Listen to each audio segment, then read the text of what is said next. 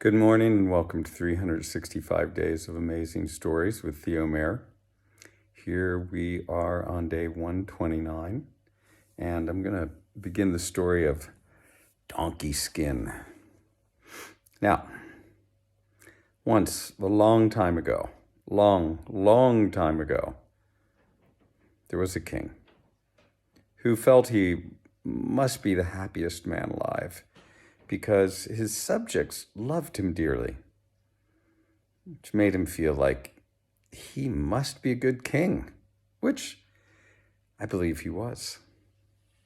I had a beautiful wife and one daughter. Well, it wasn't really his daughter. It was his stepdaughter. For when he had married his wife, the queen, she already had a daughter. The queen was very beautiful, smart, but there came a day where the fortune of the king seemed to change dramatically, for his wife died.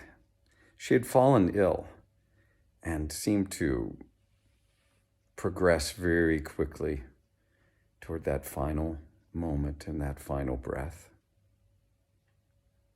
Well, before she had passed, she called him over to her.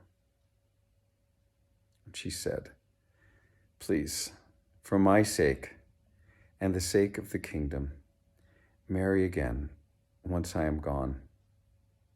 The king protested and said, No, I will never marry. You can't die. Please, don't go. Don't give up." She went on. "When I pass, you must marry. But the one condition is that the woman that you marry must be more beautiful and of better form than me." These last words she gasped out, breathed her last breath, and died.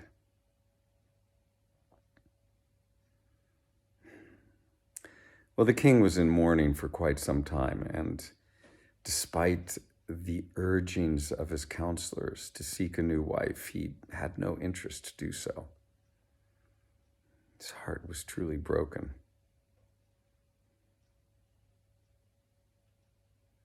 Time passed.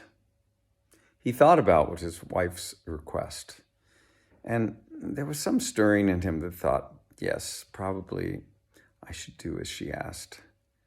And so he let his counselors know that he was open to a new marriage, and they very quickly began to put out the word that the king was open to a marriage, to having a new queen. Now, you might think that this story is going to end up with an evil stepmother, evil queen coming who will take the kingdom away, but that's not where this story's going. In those days, there were no photographs. There was no, digital camera in which to send images from one place to another. But there were artists, and artists would take on the task of painting a woman and then passing it on so that someone far away could see what this woman looked like. Painters were employed across close proximity, landscape, land, near the king. And portraits began to come in. These women, some very, very beautiful, some not so beautiful, but of course, beauty is in the eye of the beholder. The king found no interest in any of them, for he could see in none of them the beauty that he had once seen in his wife, the queen. And as he was musing over this, the thought suddenly occurred to him. His stepdaughter. He had known her since she was a baby. She was, in fact, more beautiful than her mother, and of better form. His eyes opened wide, his mind opened wide, and he thought, this is the solution. This is what she was requesting of me. And so he let his counselors know, and he put his full intention and his full attention on this young woman who was young enough to be his daughter, and in fact was.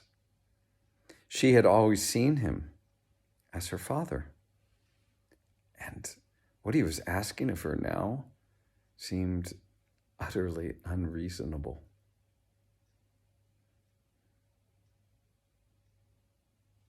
In those days, as was true in our last story, this young woman had a fairy godmother,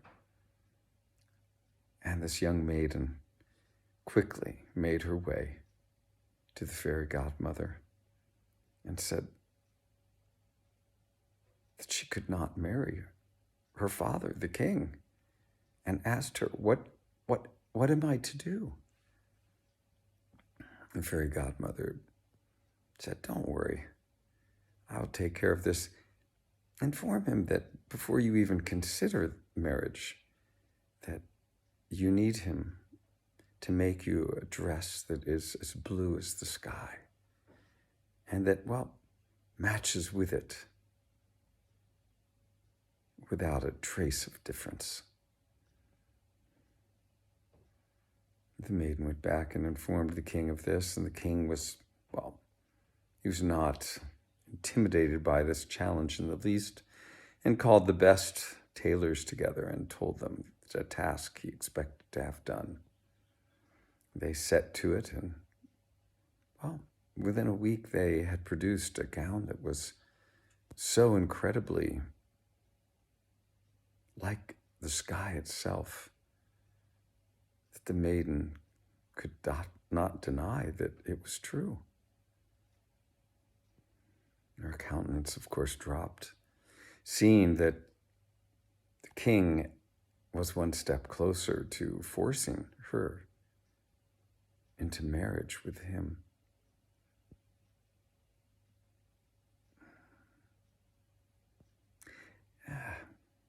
In those days, you can see this culture where men behaved as if they ruled over all they could, including the destinies, the futures, the souls of women. Well, you know, the maiden went back to her fairy godmother again, and the fairy godmother was like, don't worry. It's like, it's going to be okay. This time, ask him to make you a dress that matches the moon. Well, I can tell you that the king had this done. The maiden went back again. Fairy godmother said, have him make you a dress that is as brilliant as the sun. This dress was by far the most elegant, the most beautiful of the three. It had jewels, well, sewn into the fabric in such a way that when the maiden put it on, the brilliance, the glittery, shining gems put forth was beyond words. It was miraculous. The maiden saw that things were not going well. She went back to the fairy godmother, and the fairy godmother told her, this time we will get him. Now, the king's, well, his palace was known throughout the land as being one that was simply exquisite, filled with all kinds of beautiful things from many places around the world. If you went into his stables, there were beautiful Arabian steeds there, white, black, reddish, were the most beautiful configurations that you could imagine. But there was one animal that was treated far better than any, and people did not understand why. It was a donkey with long ears, small, not formed well. But the king lavished over this donkey, gave it the greatest of care. The donkey had a stall to itself, marble flooring, nice straw bedding replaced twice a day, the finest water, the finest of feeds. For the truth is that every night gold coins tumbled out of the donkey's ears.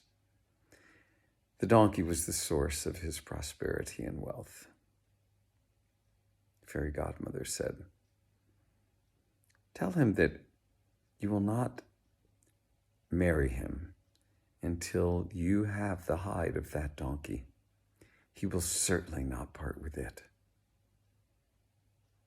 Given this request, the king, who was now so infatuated by his stepdaughter, looking on her with lustful eyes, looking on her in a way that he had never before,